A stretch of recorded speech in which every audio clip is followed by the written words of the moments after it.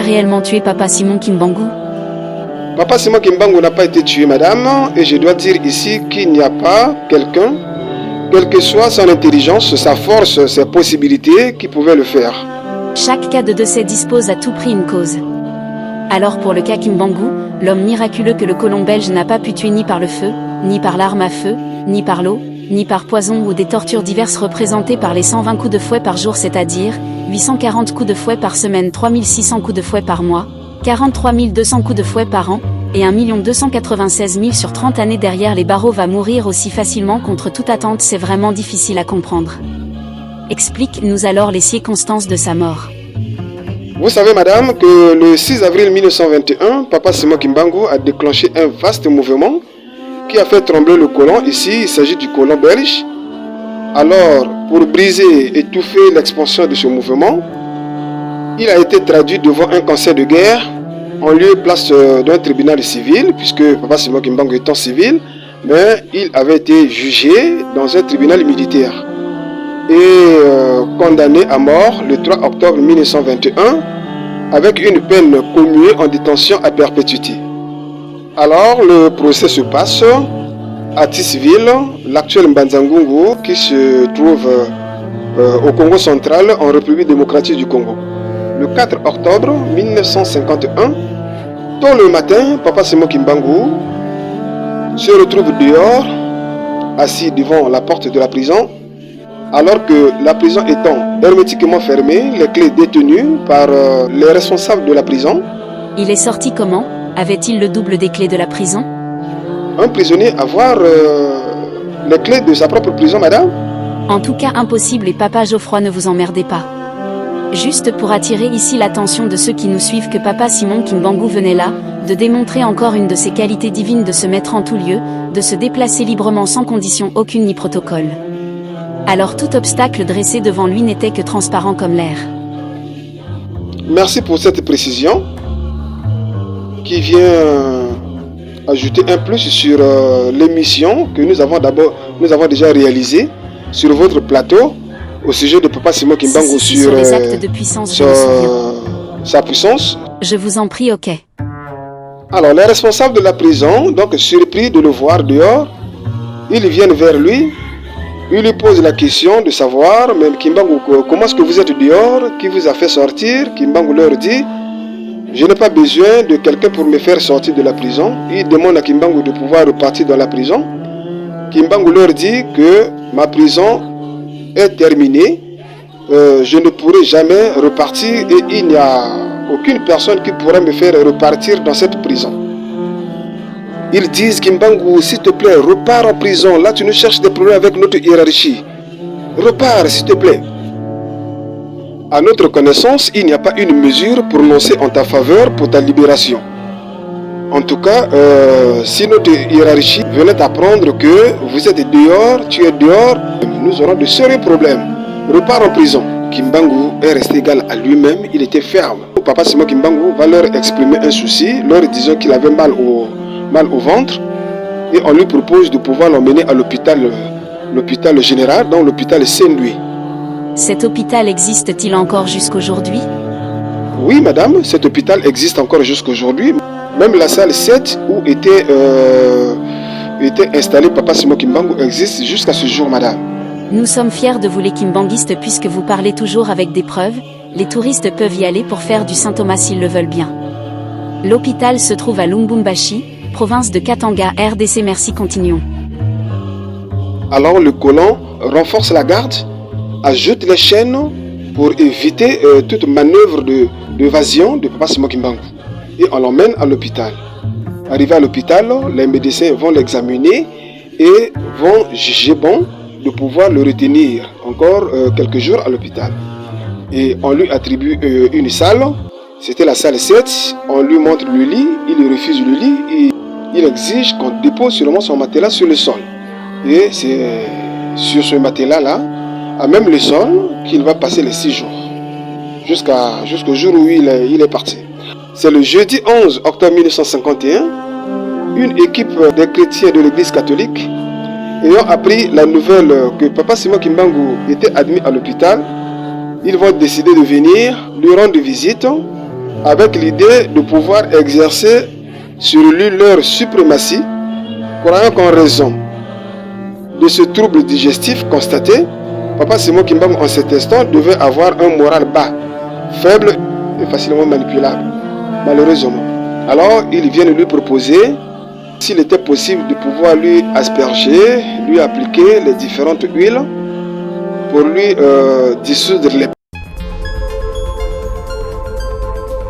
Spécial 12 octobre 1951, disparition physique de Papa Simon Kimbangu et naissance de Papa Simon Kimbangu Kiangani.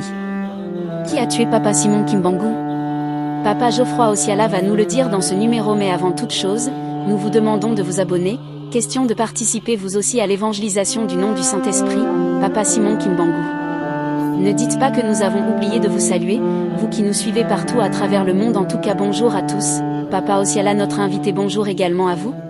Bonjour madame et merci pour votre invitation sur votre plateau au sujet de cette fête du 12 octobre 1951 liée à la disparition physique de Papa Simon Kimbangu. L'homme à la haute puissance spirituelle, très charismatique. Divin comme le disent les kimbanguistes et même moi qui vous parle d'ailleurs. Bien, dites-nous Papa Geoffroy. Qui a réellement tué Papa Simon Kimbangu? Papa Simon Kimbangu n'a pas été tué madame, et je dois dire ici qu'il n'y a pas quelqu'un, quelle que soit son intelligence, sa force, ses possibilités, qui pouvait le faire. Chaque cas de décès dispose à tout prix une cause. Alors pour le cas Kimbangu, l'homme miraculeux que le colon belge n'a pas pu tuer ni par le feu, ni par l'arme à feu, ni par l'eau, ni par poison ou des tortures diverses représentées par les 120 coups de fouet par jour, c'est-à-dire 840 coups de fouet par semaine, 3600 coups de fouet par mois, 43 200 coups de fouet par an, et 1 296 000 sur 30 années derrière les barreaux, va mourir aussi facilement contre toute attente. C'est vraiment difficile à comprendre. Explique-nous alors les circonstances de sa mort. Vous savez madame que le 6 avril 1921, Papa Simon Kimbangu a déclenché un vaste mouvement qui a fait trembler le colon. Ici, il s'agit du colon belge. Alors, pour briser, étouffer l'expansion de ce mouvement, il a été traduit devant un conseil de guerre en lieu et place d'un tribunal civil, puisque Papa Simon Kimbangu étant civil, mais il avait été jugé dans un tribunal militaire et condamné à mort le 3 octobre 1921 avec une peine commuée en détention à perpétuité. Alors le procès se passe à Tisville, l'actuel Mbanza-Ngungu, qui se trouve au Congo central, en République démocratique du Congo. Le 4 octobre 1951, tôt le matin, Papa Simon Kimbangu se retrouve dehors, assis devant la porte de la prison, alors que la prison étant hermétiquement fermée, les clés détenues par les responsables de la prison. Il est sorti comment? Avait-il le double des clés de la prison? Un prisonnier avoir les clés de sa propre prison, madame? En tout cas impossible, et Papa Geoffroy, ne vous emmerdez pas. Juste pour attirer ici l'attention de ceux qui nous suivent que Papa Simon Kimbangu venait là, de démontrer encore une de ses qualités divines, de se mettre en tout lieu, de se déplacer librement sans condition aucune ni protocole. Alors tout obstacle dressé devant lui n'était que transparent comme l'air. Merci pour cette précision qui vient ajouter un plus sur l'émission que nous avons déjà réalisée sur votre plateau au sujet de Papa Simon Kimbangu sur les actes de puissance, sa puissance. Je vous en prie, ok. Alors les responsables de la prison, donc surpris de le voir dehors, ils viennent vers lui. Il lui pose la question de savoir, même Kimbangu, comment est-ce que vous êtes dehors? Qui vous a fait sortir? Kimbangu leur dit, je n'ai pas besoin de quelqu'un pour me faire sortir de la prison. Il demande à Kimbangu de pouvoir repartir dans la prison. Kimbangu leur dit que ma prison est terminée. Je ne pourrai jamais repartir et il n'y a aucune personne qui pourrait me faire repartir dans cette prison. Ils disent, Kimbangu, s'il te plaît, repars en prison. Là, tu nous cherches des problèmes avec notre hiérarchie. Repars, s'il te plaît. À notre connaissance, il n'y a pas une mesure prononcée en ta faveur pour ta libération. En tout cas, si notre hiérarchie venait apprendre que vous êtes dehors, tu es dehors, nous aurons de sérieux problèmes. Repars en prison. Kimbangu est resté égal à lui-même, il était ferme. Papa Simon Kimbangu va leur exprimer un souci, leur disant qu'il avait mal au ventre. et on lui propose de pouvoir l'emmener à l'hôpital général, donc l'hôpital Saint-Louis. Cet hôpital existe-t-il encore jusqu'aujourd'hui? Oui, madame, cet hôpital existe encore jusqu'aujourd'hui. Même la salle 7 où était installé Papa Simon Kimbangu existe jusqu'à ce jour, madame. Nous sommes fiers de vous les Kimbanguistes puisque vous parlez toujours avec des preuves. Les touristes peuvent y aller pour faire du Saint Thomas s'ils le veulent bien. L'hôpital se trouve à Lubumbashi, province de Katanga, RDC. Merci, continuons. Alors le colon renforce la garde, ajoute les chaînes pour éviter toute manœuvre d'évasion de Papa Simon Kimbangu. Et on l'emmène à l'hôpital. Arrivé à l'hôpital, les médecins vont l'examiner et vont juger bon de pouvoir le retenir encore quelques jours à l'hôpital. Et on lui attribue une salle, c'était la salle 7, on lui montre le lit, il refuse le lit et il exige qu'on dépose seulement son matelas sur le sol. Et c'est sur ce matelas-là, à même le sol, qu'il va passer les 6 jours, jusqu'au jour où il est parti.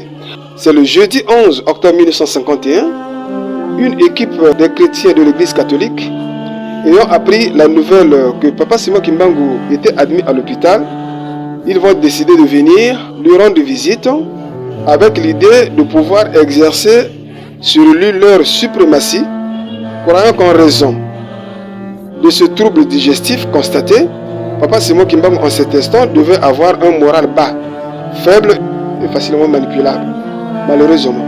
Alors ils viennent lui proposer, s'il était possible, de pouvoir lui asperger, lui appliquer les différentes huiles pour lui dissoudre les péchés, selon eux, ce qui était un moyen pour eux de le réduire à un simple sujet obéissant à leur doctrine et le placer sur leurs bottes.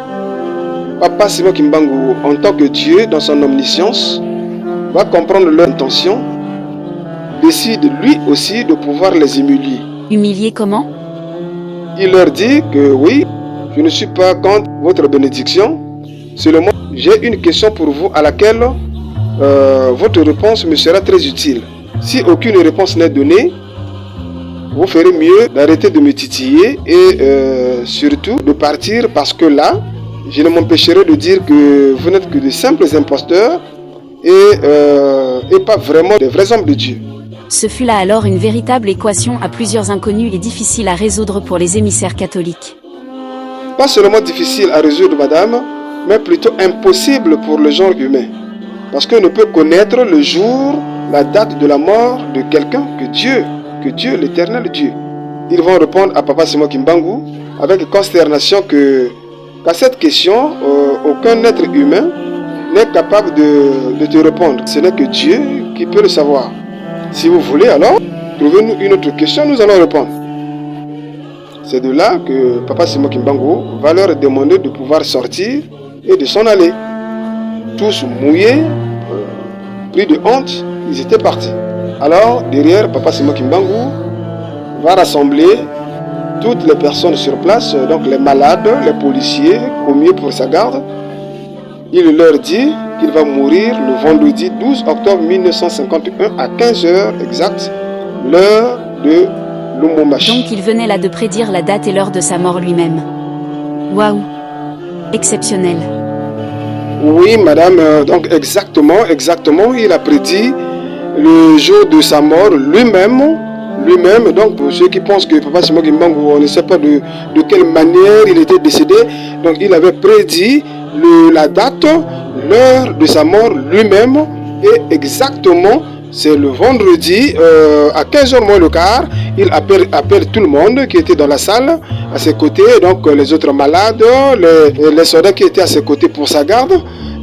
Il commence à leur prodiguer des conseils, il leur demande de pouvoir s'aimer les uns les autres, il leur demande d'aimer également Dieu, d'aimer la prière, donc c'est ça. Et à 15h moins 5, alors il prend avec sa main droite, il tapote le côté droit de son ventre 3 fois. Alors il prend également avec sa main gauche, il tapote son côté gauche 3 fois et il se place librement, calmement sur son matelas, prenant les 3 coussins qui étaient avec lui. Il les place les autres sous ses pieds, l'autre derrière sa nuque, et il se place convenablement comme quelqu'un qui dort. Il place ses mains sur son ventre et il est parti. Oh.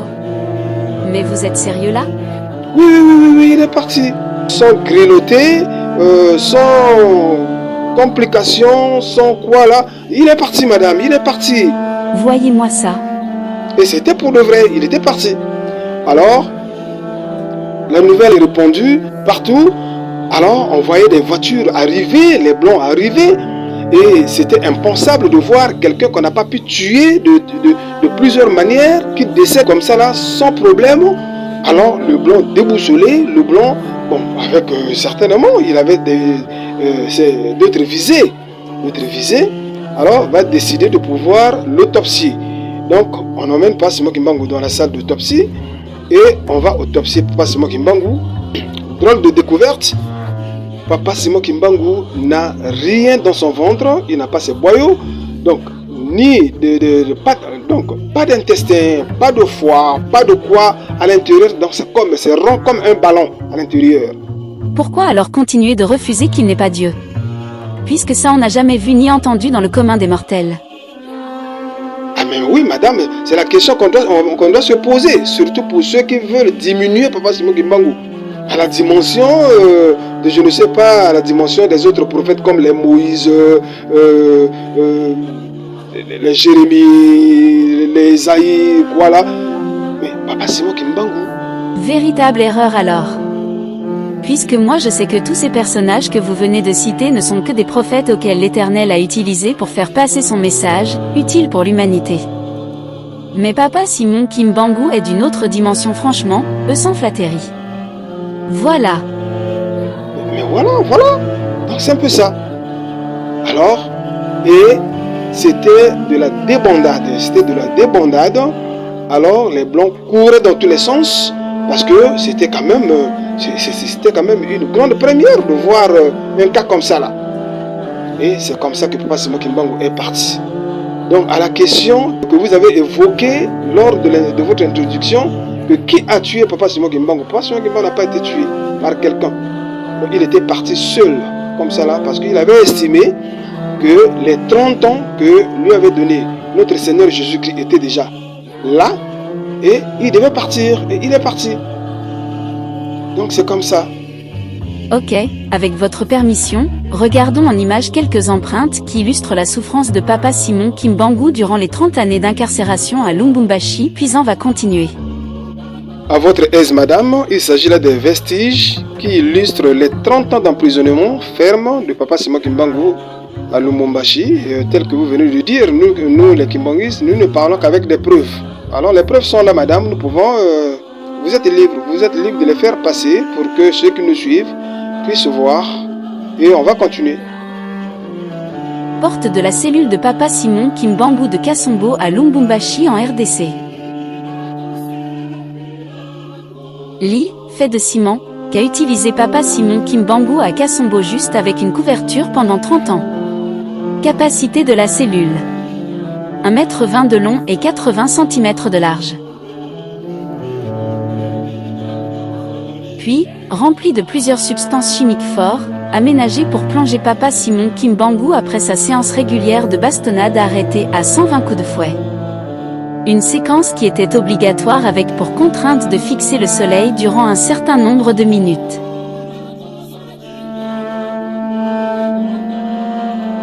Vue intérieure de la prison de Kasombo.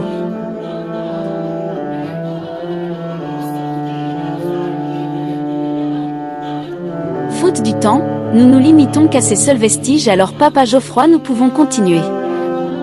Alors, ce qui mérite d'être évoqué encore ici avec autant de joie, madame, oui, est tel que bien avant, pendant que Papa Simon Kimbangu était encore en prison, alors quelques mois avant, son dernier fils, donc son fils Benjamin, Papa Diangena Kuntima, s'était rendu à Lubumbashi rendre visite à son père. Alors c'est de là où son père va lui dire que j'ai appris que vos 3 femmes, il est en train de dire à son fils, parce que la femme du papa Kisolo Kele était en état de gestation, la femme de Papa Dialungana également, et la femme de Papa Diangena Kuntima au même moment.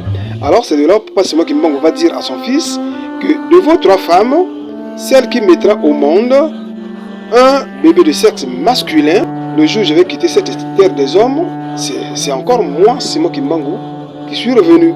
C'est tel que ce qu'il avait dit en 1910 à ses collègues qui devaient renaître encore en 1918. Et en 1918, on sait que c'est Papa Diangena qui était né. Donc l'on retient que Papa Simon Kimbangu Kiangani est lui-même Papa Simon Kimbangu revenu pour la 3e fois pour l'accomplissement d'un sacerdoce. Oui, donc Papa Simon Kimbangu Kiangani est comme la 3e expression en cette 4e génération de Papa Simon Kimbangu. Et effectivement, c'est le 12 octobre 1951 à 15h, pendant que Papa Simon Kimbangu est en train de donner son dernier soupir à Lumumbashi, en Kamba Semo Kiwa Sissulwa, épouse de Papa Dialungana Kiangani Salomon, qui va enfanter Papa Simon Kimbangu Kiangani, qui est l'actuel chef spirituel de l'église kimbanguiste. À l'église kimbanguiste, il n'y a pas de hasard, tout est issu d'un calcul spirituel strict. Donc c'est un peu ça, madame. Que dire alors à propos de Papa Simon Kimbangu Kiangani de manière spécifique, puisque la date du 12 octobre est aussi à lui? Au sujet de Papa Simon Kimbangu Kiangani, nous allons y revenir dans d'autres numéros pour dire ce qui s'était réellement passé ce jour-là dans la contrée de Nkamba. Alors, qu'est-ce qui s'était passé réellement? Donc, nous allons le dire dans d'autres numéros. Ok, merci Papa Geoffroy.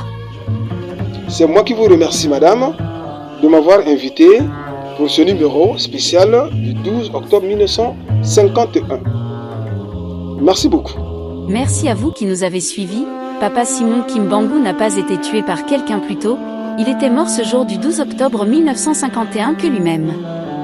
N'oubliez pas de vous abonner, portez-vous bien, à très bien, merci. Ophelina, Jésus est mon papa. Naye liboso na bino pour représenter bino bana o bozomona na bilili pe ba difficulté tozanango. Na bandaki musala oh ça fait longtemps ya koboko la bana selon ainsi dit l'Éternel. Mais ba difficulté ezamingi, difficulté ya loyer parce que tozo futela et puis difficulté au foot la bana minerval pour to chute au bandaki. To pesa qui avance mais tikali ndambo. Nazo banga ke bana oyo bakata classe bakoma nango na sukate. C'est pour cela Dieu m'a mis au cœur na lancé message oyo na batu nyonso ya motema malamu basunga bana oyo bozomona na bilili. Bana oyo bozomona na bilili ndambo na juna rond-point Ngaba, ndambo Victoire, ndambo Limete et puis ndambo l'état pesingai. Pona bande kolanga nyonso ba congolais bobi ba réalité nini to passer nango na mboka. Soki nga simple individu na ndimi kozwa bana oyo na bokola na ainsi dit l'Éternel. Ce qui l'État s'est décidé, tout le monde a sous fazer na zelate. C'est difficile, il y a aussi ngonga moko. C'est pour ça que nous lancé appel na bana nyoso nzambe pour na classe ya bana oyo, pour na loyer na bango, kolata pe kolia na bango. Na osenga na batu nyoso baza cœur sensible, pe baza na motema kosunga ba sunga biso pe ba salisa biso. Toza na commune ya Kalamu, quartier Kauka, référence ya monene tukanga mina université Kimbangiste, avenue comme on a Marin numéro 16. Numéro de téléphone à biso pour na bateau balingi ba contacter biso pour na ba détail mon sousou isa plus 243 89 72 32 229. Nzamba pambola bato nyoso ba ko assister biso. Merci beaucoup.